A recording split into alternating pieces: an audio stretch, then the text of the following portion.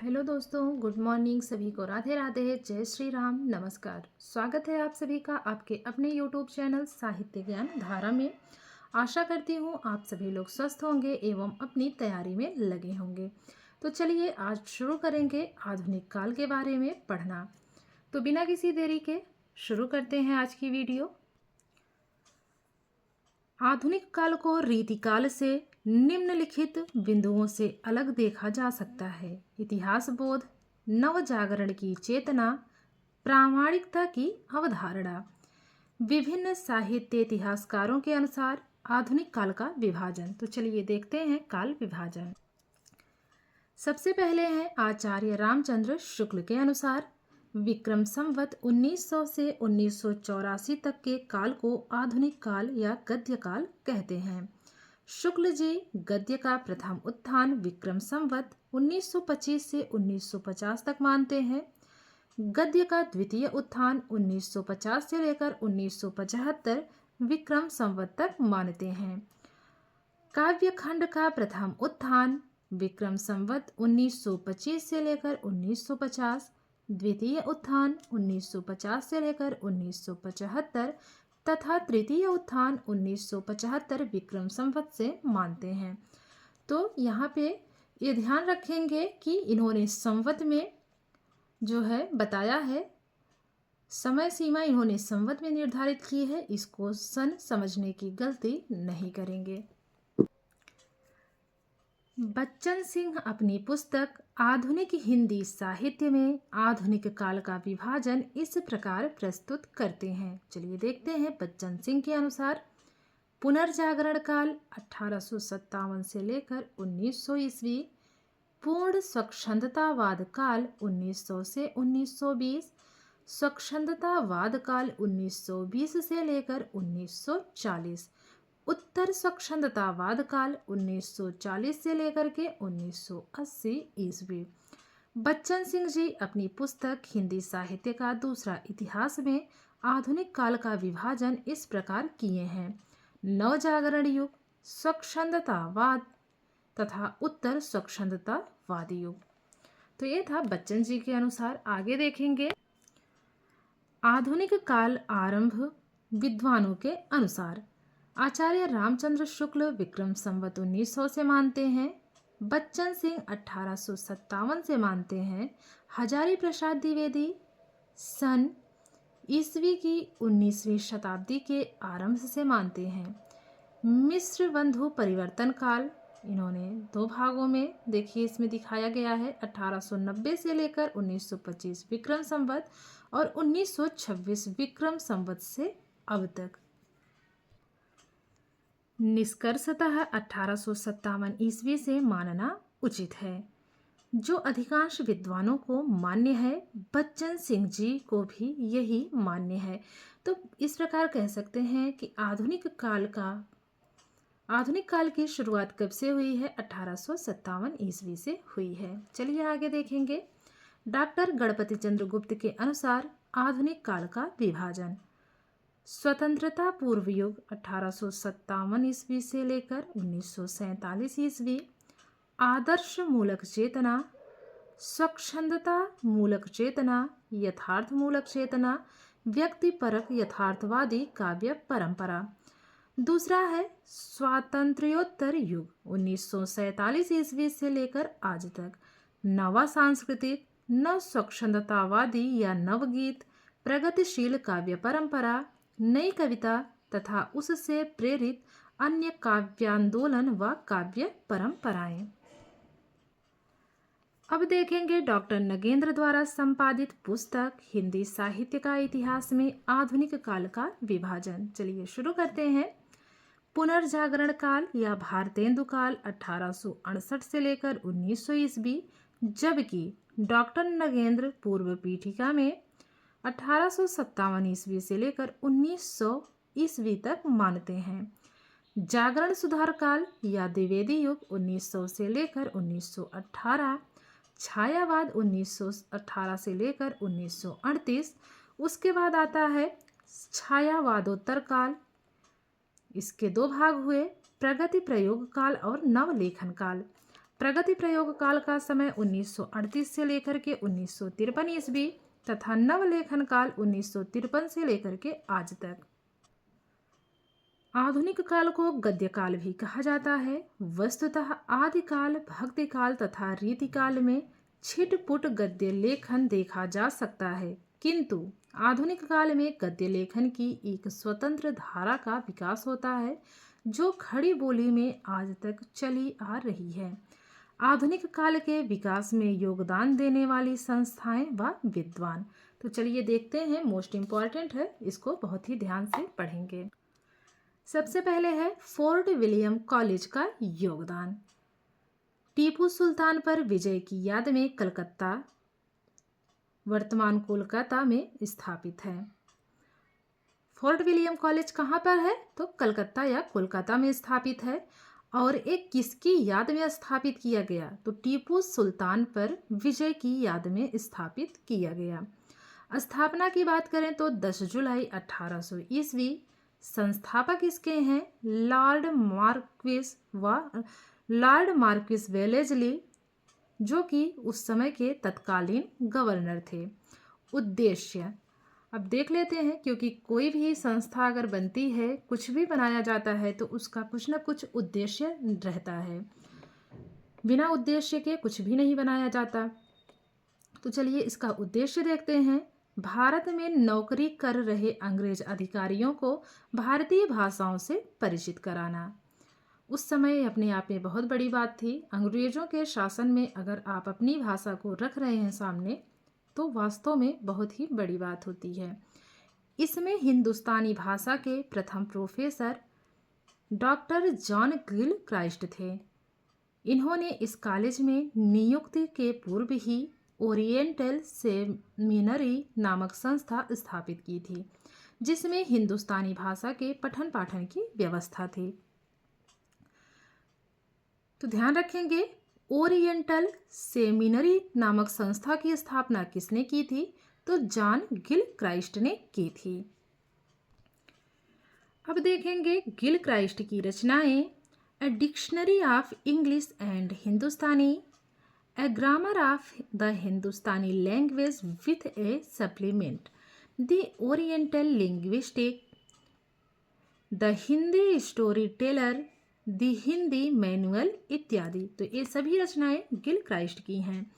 Captain James मोमट, ये पूरा नाम एक ही है, captain James Mowat, captain William Taylor तथा मेजर विलियम प्राइस भी हिंदुस्तानी के प्रोफेसर थे। इस कॉलेज के पत्रों में हिंदुस्तानी के स्थान पर आधुनिक अर्थ में हिंदी नाम को प्रचलित करने का श्रेय मेजर विलियम प्राइस को है। इन्होंने ही हिंदुस्तानी विभाग को हिंदी विभाग नाम दिया। तो इस महत्वपूर्ण है जो है, इसको ध्यान में रखेंगे कि हिंदुस्तानी विभाग को हिंदी विभाग नाम किसने दिया? तो मेजर विलियम प्राइस ने दिया है। इस कॉलेज के पत्रों में हिंदुस्तानी के स्थान पर, अच्छा ये तो हो गया है, आगे देखेंगे। इस कॉलेज के हिंदी अध्यापकों में सदल मिश्र, लल्लूलाल, गंगा प्रसाद शुक्ल, शेष शास्त्री, ब्रह्म सच्चिदानंद, मधुसूदन, तर्कालंकार, दीनबंधु, इंदेश्वर, ख्यालीराम इत्यादि थे। लल्लूलाल व सदल मिश्र की नियुक्ति जॉन गिल क्राइस्ट ने भाषा मुंशी के पद पर की। 1854 ईस्वी में यह कॉलेज बंद हो गया। तो देखिए शुरुआत इसकी कब हुई? इसकी स्थापना हुई 10 जुलाई 1800 में, और महज 54 वर्ष के बाद ये कॉलेज बंद भी हो गया 1854 ईस्वी में। आगे देखेंगे लल्लूलाल के संदर्भ में। लल्लूलाल का समय 1763 से लेकर 1835 माना जाता है, अर्थात लल्लूलाल का जन्म 1763 ईस्वी में हुआ है और इनकी मृत्यु हुई है 1835 ईस्वी में। यहाँ पे नोट दिया है, विशेष देखेंगे। सभी रचनाओं का समय डॉक्टर रामचंद्र तिवारी की पुस्तक हिंदी का गद्य साहित्य से है। मतलब कहने का तात्पर्य ये है कि इनमें से जितनी भी रचनाओं की समय सीमा निर्धारित की गई है वो रामचंद्र तिवारी जी के अनुसार दी गई है। फोर्ट विलियम में नियुक्ति 1800 ईस्वी में, जबकि सरकारी पत्रों में नियुक्ति 1802 ईस्वी में मिली। तो देखिए, लल्लू लाल को फोर्ट विलियम में नियुक्ति कब मिली? 1800 ईस्वी में मिली। और पत्रों में नियुक्ति कब मिली? तो 2 वर्ष बाद मिली, अर्थात 1802 में। बात करें इनकी रचनाओं की, तो इनकी रचनाएं हैं सिंहासन बत्तीसी 1801 ईस्वी, बैताल पचीसी 1801 ईस्वी, माधोनल 1801 ईस्वी, राजनीति 1802 ईस्वी। तो इसको कैसे ट्रिक के माध्यम से कनेक्ट करेंगे, चलिए देखते हैं।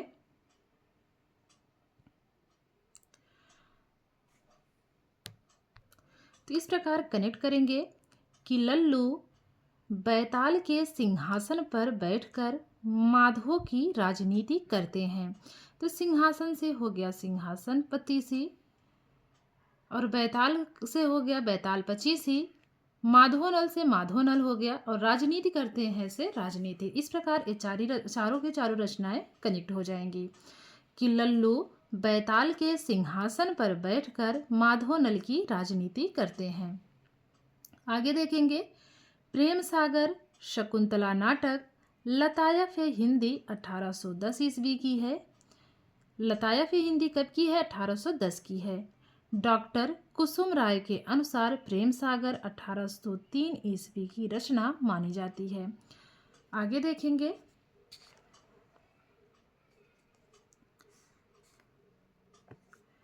ब्रजभाषा व्याकरण 1811 ईस्वी की है। सभा विलास 1815 ईस्वी, माधव विलास 1817 ईस्वी, लाल चंद्रिका बिहारी सतसई पर इन्होंने टीका लिखी थी 1818 ईस्वी में। आगे देखेंगे, राजनीति, माधव विलास तथा लाल चंद्रिका ब्रजभाषा गद्य में तथा शेष रचनाएं खड़ी बोली गद्य से संबंधित हैं। फिर से देखेंगे, जो इनकी रचना थी राजनीति, माधव विलास तथा लाल चंद्रिका, इन तीनों की भाषा क्या थी? ब्रजभाषा थी। और जो इनकी अन्य रचनाएं थी वो खड़ी बोली गद्य से संबंधित हैं। लतायफ हिंदी की भाषा को लल्लू लाल ने बजुबान ए रेख्ता कहा है। इन्होंने उर्दू को यामिनी भाषा कहा है। प्रश्न इस प्रकार बनेगा। इसी एक लाइन से हमारे 2 प्रश्न बनेंगे जो इस प्रकार हो सकते हैं कि उर्दू को यामिनी भाषा किसने कहा है? लल्लू लाल ने कहा है। दूसरा बनेगा कि लल्लू लाल ने उर्दू को कौन सी भाषा कहा है? तो यामिनी भाषा कहा है। आगे हैं सदल मिश्र। सदल मिश्र का समय 1768 से लेकर 1848 माना जाता है। सभी रचनाओं का समय डॉक्टर रामचंद्र तिवारी के आधार पर यहाँ पर दिया गया है। चलिए देखते हैं। फोर्ट विलियम के अध्यापक थे। कृतियाँ इनकी है चंद्रावली 1803 ईस्वी, रामचरित्र जो कि अध्यात्म रामायण का अनुवाद है 1806 ईस्वी, हिंदी पर्शियन वाकेबुलरी 1809 ईस्वी। ये इनकी बहुत ही महत्वपूर्ण रचना है, इसको जरूर याद रखेंगे। चंद्रावती का दूसरा नाम क्या है? नासिकोतोपाख्यान है, या ऐसे कह सकते हैं कि नासिकेतोपाख्यान का दूसरा नाम चंद्रावती है। यह यजुर्वेद के आधार पर कठोपनिषद की नचिकेता कथा का ही खड़ी बोली गद्य में रूपांतर है। इसको जरूर याद रखेंगे। ये रचना कई बार पूछी जा चुकी है परीक्षाओं में। रामचरित्र में कुल 7 कांड हैं। इनकी भाषा में पूर्वीपन मिलता है। डॉक्टर कुसुम राय के अनुसार रामचरित्र 1805 ईस्वी की रचना है। आगे देखेंगे मुंशी सदा सुख राय या सदा सुख लाल के विषय में। आचार्य रामचंद्र शुक्ल के अनुसार इनका नाम मुंशी सदा सुख लाल नियाज था। एक कंपनी सरकार के कर्मचारी थे। रचनाएं इनकी हैं सुख सागर, विष्णु पुराण, मुंतख बुत्तवारिख, सुरसुरा निर्णय। बच्चन सिंह के अनुसार हिंदी में इनका उपनाम सुख सागर था, जबकि उर्दू व फारसी में निसार था। ध्यान रखेंगे इस बात का। अनेक विद्वान सुख सागर को पुस्तक नहीं बल्कि सदा सुख राय का ही उपनाम मानते हैं। आगे देखेंगे, इनकी भाषा का उदाहरण है रस्मों या रस्मों रिवाज भाखा का दुनिया से उठ गया। सुख सागर विश्व पुराण के उपदेशात्मक प्रसंग पर आधारित है। जो इनकी रचना है सदा सुखलाल की, सुख सागर विश्व पुराण के उपदेशात्मक प्रसंग पर आधारित मानी जाती है। अब देखेंगे इंशा अल्लाह खां के बारे में। शाह आलम द्वितीय व नवाब सआदत अली खां के दरबार में रहे हैं। रचना की बात करें तो रानी केतकी की कहानी, और रानी केतकी की कहानी का दूसरा नाम है उदयभान चरित। आचार्य रामचंद्र शुक्ल रानी केतकी की कहानी को विक्रम संवत 1855 से 1860 विक्रम संवत के बीच की रचना मानते हैं। आचार्य रामचंद्र शुक्ल के अनुसार इंशा अल्लाह खां ने अपनी कहानी का आरंभ ही इस ढंग से किया है जैसे लखनऊ के भांड घोड़ा कुदाते हुए महफिल में आते हैं। आगे देखेंगे राजा शिव प्रसाद सितारे हिंद के बारे में। इनका समय 1823 से लेकर 1895 ईस्वी के मध्य माना जाता है। राजा शिव प्रसाद सितारे हिंद का जन्म 1823 ईस्वी में हुआ है और निधन हुई है इनकी 1895 ईस्वी में। रचनाओं की बात करें तो आलसियों का कोड़ा, वर्णमाला, स्वयं बोध उर्दू, वामान रंजन, विद्यांकुर, राजा भोज का सपना, भूगोल हस्तामलक, इतिहास तिमिर नाशक कब की रचना है तो 1864 की है। गुटका, हिंदुस्तान के पुराने राजाओं का हाल, मानव धर्मसार, सिखों का उदय और अस्त, उपनिषद सार। इन्हें राजा की उपाधि 1887 ईस्वी में मिली। ध्यान रखेंगे, शिव प्रसाद सितारे हिंद को राजा की उपाधि कब दी गई? 1887 ईस्वी में दी गई। राजा लक्ष्मण सिंह, समय इनका है 1826 से 1896। राजा लक्ष्मण सिंह का जन्म 1826 में हुआ और मृत्यु हुई है 1896 में। तो और शिव प्रसाद सितारे हिंद की मृत्यु हुई थी 1895 ईस्वी में, और उसके एक वर्ष बाद ही राजा लक्ष्मण सिंह की भी मृत्यु हो गई थी। जन्म स्थान आगरा। 1870 में राजा की पदवी उपाधि ब्रिटिश सरकार द्वारा दी गई। देखिए, इनका जन्म स्थान क्या है? आगरा है। और जन्म कब हुआ? 1826 ईस्वी में। और इनको राजा की उपाधि कब दी गई? तो इनको राजा की उपाधि 1870 ईस्वी में दी गई। और किसके द्वारा दी गई? ब्रिटिश सरकार द्वारा दी गई। संस्कृत निष्ठ हिंदी के पक्षधर थे। प्रजा हितैषी पत्र के संपादक थे। अब बात करते हैं इनकी रचनाओं की। इनकी रचनाएं हैं शकुंतला 1861 ईस्वी, रघुवंश 1878 ईस्वी, मेघदूत 1882। सभी कालिदास के नाटकों के अनुवाद हैं। कथन, हमारे मत में हिंदी और उर्दू दो बोली न्यारी न्यारी हैं। ये जो कथन है ये राजा लक्ष्मण सिंह का है। राजा शिव प्रसाद सितारे हिंद तथा राजा लक्ष्मण सिंह हिंदी साहित्य में राजाद्वय के नाम से प्रसिद्ध हैं। तो इस प्रकार से प्रश्न यहाँ बन सकता है कि राजाद्वय के नाम से कौन प्रसिद्ध हैं? तो राजा शिव प्रसाद सितारे हिंद और राजा लक्ष्मण सिंह, दोनों को ही जो है राजा की उपाधि मिली थी। तो इस प्रकार से नाम दे दिया गया राजाद्वय। बुलंदशहर का इतिहास पुस्तक के लेखक तथा उर्दू या अरबी फारसी के विरोधी थे। तो यहाँ से देखिए दो प्रश्न अलग अलग हैं, दोनों एक ही में दिया गया है। बुलंदशहर का इतिहास पुस्तक किसने लिखा है? राजा लक्ष्मण सिंह ने लिखा है। तथा एक किस भाषा के विरोधी थे? तो उर्दू या अरबी फारसी के विरोधी थे। अब यहाँ पर देखेंगे रामप्रसाद निरंजनी के बारे में। ये पटियाला दरबार में कथावाचक थे। वहाँ की रानी देश कौर को कथा सुनाने के लिए भाषा योग वशिष्ठ की रचना किए। तो भाषा योग वशिष्ठ किसकी रचना है? रामप्रसाद निरंजनी की। हजारी प्रसाद द्विवेदी के अनुसार भाषा योग वशिष्ठ में पूर्णतया तत्सम शब्दों का प्रयोग है। इनकी भाषा अर्थात रामप्रसाद निरंजनी की भाषा में उर्दू फारसी का कदाचित ही कोई शब्द दिखाई पड़े। आचार्य रामचंद्र शुक्ल के अनुसार परिमार्जित खड़ी बोली गद्य की प्रथम रचना भाषा योग वशिष्ठ है। अब देखेंगे रामचंद्र तिवारी के अनुसार भाषा योग वशिष्ठ का विषय आध्यात्मिक है, इसीलिए इसमें पारिभाषिकता भी है, किंतु गद्य विधान कहीं भी शिथिल नहीं है। निसंदेह यह खड़ी बोली गद्य की प्रथम प्रौढ़ रचना मानी जाती है। अब यहाँ पर देखेंगे प्रारंभिक खड़ी बोली गद्य की रचनाएं। जटमलकृत राजस्थानी भाषा में गोरा बादल रीबात, जिसका अनुवाद गोरा बादल की कथा है। बाइबिल तथा नए धर्म नियम का अनुवाद विलियम केरे ने किया है। दाऊद के गीत श्री रामपुर प्रेस से प्रकाशित हुआ। मार्शमैन की पुस्तक प्राचीन इतिहास का अनुवाद कथासार शीर्षक से पंडित रतन लाल ने किया। तो देखिए, जो मार्शमैन की पुस्तक है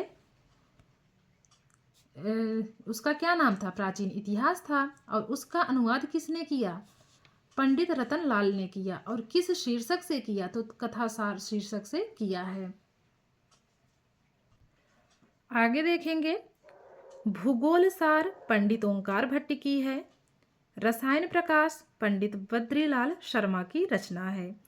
पदार्थ Vidyasagar Calcutta school book society से।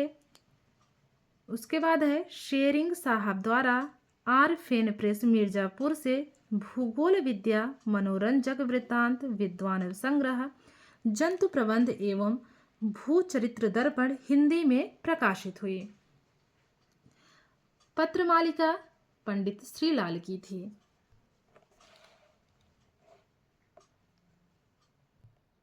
आगे देखेंगे गुलिस्तां के 8वें अध्याय का हिंदी अनुवाद बिहारी लाल ने किया। मोस्ट इंपॉर्टेंट है, जरूर याद रखेंगे। खड़ी बोली हिंदी में लिखी प्रथम पुस्तक केटलर कृत हिंदुस्तानी ग्रामर 1743 ईस्वी है। हालांकि आचार्य रामचंद्र शुक्ल चंद छंद वर्णन की महिमा को मानते हैं। तो यहाँ ध्यान रखेंगे, खड़ी बोली हिंदी में लिखी प्रथम पुस्तक कौन सी है? केटलर कृत हिंदुस्तानी ग्रामर है। और रामचंद्र शुक्ल किसे मानते हैं? चंद छंद वर्णन की महिमा को मानते हैं। खड़ी बोली का पद्य अयोध्या प्रसाद खत्री द्वारा रचित, जिसकी भूमिका फ्रेडरिक पिनकाट ने लिखा है। अब देखेंगे श्रद्धाराम फिल्लौरी के बारे में। इनका जन्म 1837 में हुआ, मृत्यु हुई है 1881 ईस्वी में। ये पंजाब के निवासी थे। बात करें इनकी रचनाओं की, तो इनकी रचनाएं हैं तत्वदीपक, सत्यधर्म, मुक्तावली, भाग्यवती, भाग्यवती इनका उपन्यास है, शतोपदेश, रमल कामधेनु, सत्यामृत प्रवाह और बीज मंत्र। यहाँ पर देखेंगे हिंदी नव जागरण से संबंधित महत्वपूर्ण संस्थाओं के बारे में। सबसे पहले है ब्रह्म समाज। संस्थापक है राजा राम मोहन राय, 1828 ईस्वी, कलकत्ता। आर्य समाज दयानंद सरस्वती का है, 1875 ईस्वी, बम्बई। फिर है थियोसोफिकल सोसाइटी। संस्थापक हैं मदाम या मैडम ब्लावत्स्की और आलकाट। स्थापना वर्ष है 1875 ईस्वी तथा भारत में 1882 ईस्वी में। न्यूयॉर्क अमेरिका में तथा भारत में अडयार मद्रास में जो है इसकी स्थापना हुई, या यहाँ पर इस संस्था का निर्माण हुआ। फिर है रामकृष्ण मिशन। संस्थापक हैं स्वामी विवेकानंद। स्थापना वर्ष 1897 ईस्वी। स्थान है वेलूर, कलकत्ता। और बहुत अच्छा बनाया गया है, मैंने इसको देखा है। वेलूर मठ बहुत ही सुंदर बनाया है। आगे है सत्य शोधक समाज। ज्योतिबा फुले का है, 1873 ईस्वी। स्थान है पुणे। फिर है प्रार्थना समाज। प्रार्थना समाज के संस्थापक हैं आत्माराम पांडुरंग। 1867 ईस्वी स्थापना वर्ष है तथा स्थान है बम्बई। वेद समाज संस्था की स्थापना श्रीधरलू या श्रीधरालू नायडू ने किया है और स्थापना वर्ष है 1864 ईस्वी, मद्रास में। तत्वबोधिनी सभा की जो है स्थापना किसने की थी? देवेंद्रनाथ टैगोर ने की थी 1839 ईस्वी में कलकत्ता में।